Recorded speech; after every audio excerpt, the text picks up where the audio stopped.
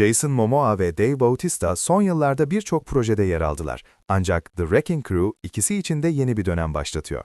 The Wrecking Crew mükemmel bir film olmasa da eksik olan derinliği stiliyle kapatıyor. Bautista ve Momoa yalnızca iyi bir ikili değil, aynı zamanda aralarındaki kimya, izleyiciye 80'ler polis arkadaşlığı havasıyla bir nostalji hissi veriyor. The Wrecking Crew, Bautista'nın canlandırdığı James Hale ve Momoa'nın canlandırdığı Johnny Hale'ı ele alıyor. Bu yarım kardeşler, babaları etrafındaki bir komployu çözmek için bir araya geliyorlar. James ve Johnny 10 yıldan fazla bir süredir ayrıdırlar. Ancak çatışma, öfke ve cinayet onları ödül kazanamayacak ama eğlenceli bir atıştırmalık film deneyimi sunan düşük riskli bir komedi aksiyon filminde bir araya getirdi. Momoa ve Bautista, The Wrecking Crew'da klasik bir ekran çifti. Yıllar boyunca birçok harika ekran ikilisi oldu. Ancak Momoa ve Bautista sahneye yeni adım atan isimler. The Wrecking Crew'da bu ikili sadece bu filmde harika bir uyum yakalamakla kalmıyor, gelecekteki filmlerde de bir araya gelmeyi kesinlikle hak ettiklerini gösteriyorlar. Aralarındaki uyum oldukça doğal ve rahat bir şekilde dinamik içinde birbirine oturuyorlar.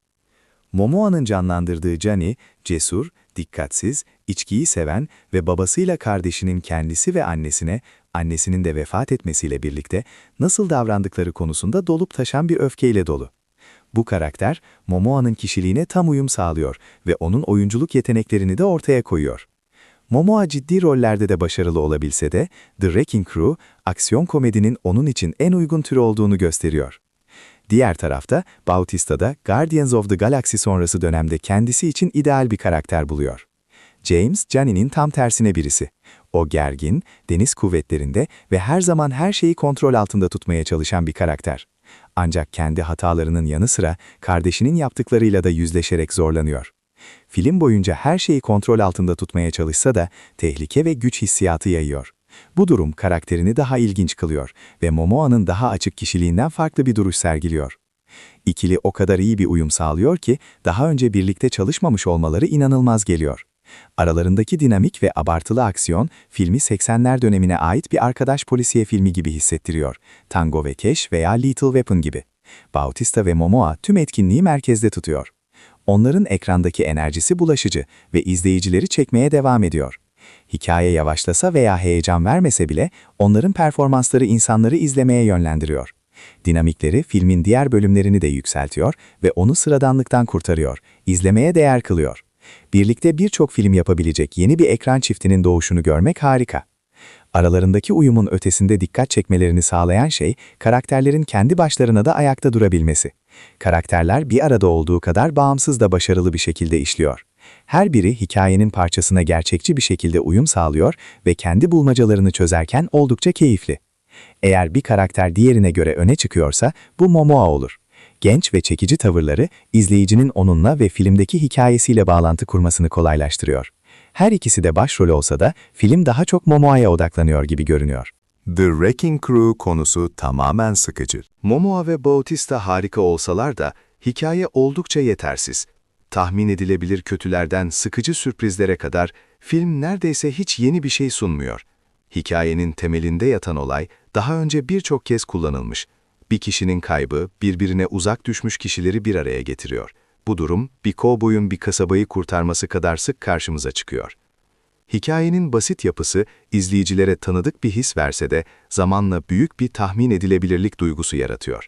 Her anında birçok sürprizin kolayca tahmin edilebildiği o kadar bariz ki film baştan saklamaya bile gerek duymuyor. Film duygusal anlar yaratmaya çalışsa da bunları içselleştirmek zorlaşıyor. Daha derin hislere yeterince zaman ayrılmadığı için bu anlar oldukça abartılı duruyor. Film sürekli bir aksiyon sunamazken, duygusal gelişim ile hikayenin sonunda sunulan sonuç arasında da iyi bir denge kuramıyor. Diğer bir sorun ise yan karakterlerin filmdeki etkisizliğidir. En büyük kayıp, olağanüstü bir yeteneğe sahip olan Morena Baccarin'in potansiyelinin tam olarak kullanılmamasıdır. Filmde adeta bir MacGuffin haline geliyor. Açıklama yapıyor, sorunları birden çözüyor ve tam da o an ekibin ihtiyacı olan becerilere sahip oluyor. Baccarin'in dışında diğerleri de iz bırakmakta zorlanıyor. Jacob Batalon eğlenceli bir katkı ancak daha çok şakaların hedefi oluyor ve gerçek bir karakter olarak öne çıkmıyor. Yan karakterler için Momoa ve Bautista'nın heyecan dolu aksiyon sahneleri yanında anlamlı roller üstlenmek için pek fazla fırsat olmuyor. Eğlenceli aksiyon, 80'ler nostaljisi sunuyor. Wrecking Crew, kesinlikle 80'lerin gürültülü ve bol aksiyonlu filmlerine bir özlem oluşturuyor. Zamanı geri alıp Stallone veya Schwarzenegger'i katarsak, film yine de aynı şekilde işler.